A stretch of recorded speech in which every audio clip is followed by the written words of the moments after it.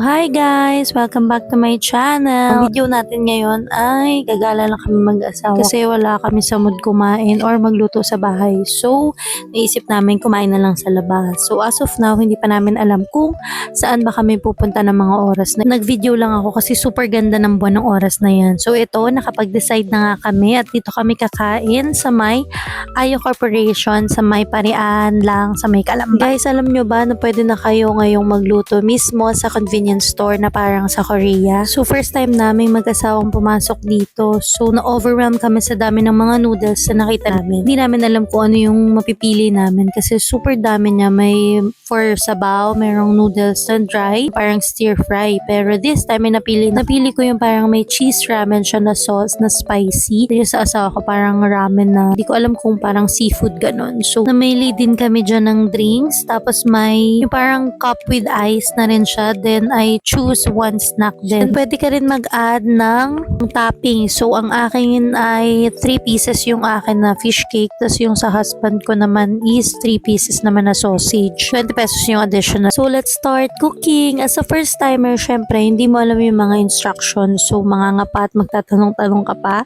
kung ano ba talaga naiintindihan nyo, diba? So, that time, natatawa-tawa pa kami kasi nga hindi namin ma-determine kung ano ba talaga yung kailangan gawin. Kasi yung M1 parang start yung pipindutin and then yung M2 parang refill ng water. So hindi namin magets kasi wala sa instruction na pipindutin mo din dapat yung M3 at doon magsisimula yung timer nung cooking. So ayan, nilalagyan na namin ng hot water tapos hihintay lang tayo siguro mga 3 to 5 minutes para sa perfect time. Once na kumukulo na siya, pwede mo nang ilagay yung seasoning or pwede na tayo kumain after. Alam nyo ba guys, sa Korea, sobrang uso yung ganito. Mga students, workers, or kahit travelers, dito lang sila kumakain. Ang bilis kasi, mura at convenient talaga. Ang sarap lang kasi ng vibe kasi habang kumakain ka, may aircon, may wifi, at may background music pa. Chill na chill lang, diba? So kung gusto nyo rin may experience, punta lang kayo dito sa may Parian, sa may Ayo Corporation, at murang-mura lang, may experience nyo na ang cook yourself sa convenience store.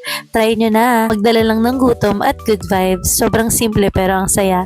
Literal na small joy ngayong araw. Naisipan ko na rin mag-take out. Yun lang. Bye mga mi!